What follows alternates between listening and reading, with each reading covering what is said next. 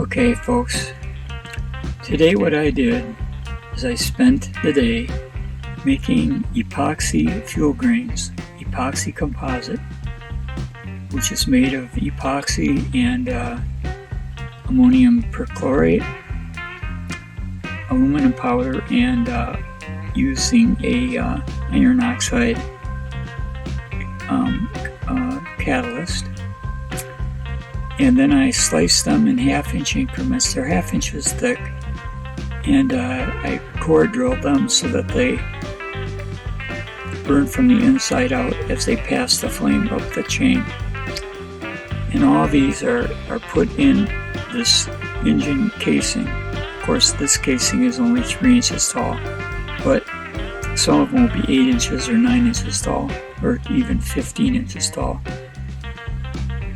And the idea of this, these are very, very aggressively burning fuel tabs, and it has a very, very small orifice in the, you can see this, it's got a very small orifice in the nozzle. It's a ceramic nozzle.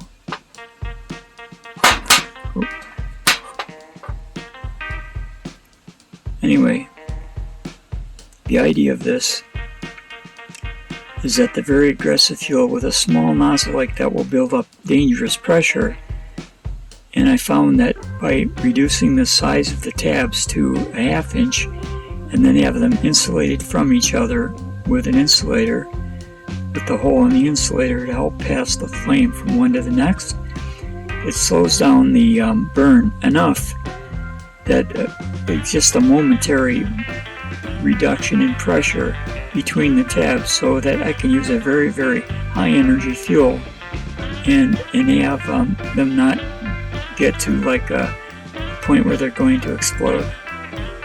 And so that's the point of a pulse engine. So I hope that it makes sense to you guys. Anyway, I spent the day doing this. A very difficult job. I mean, getting cramps in my hands actually from working on all this stuff. So I have to assemble it next, and then I have to do a bunch of what do you call it, igniters, so that I can ignite this electronically. The knife that is shown there is just a Swiss Army knife with an awl, and I use that to cut the holes in the cardboard insulators. So anyway guys, that's it for now. Later. Tony out.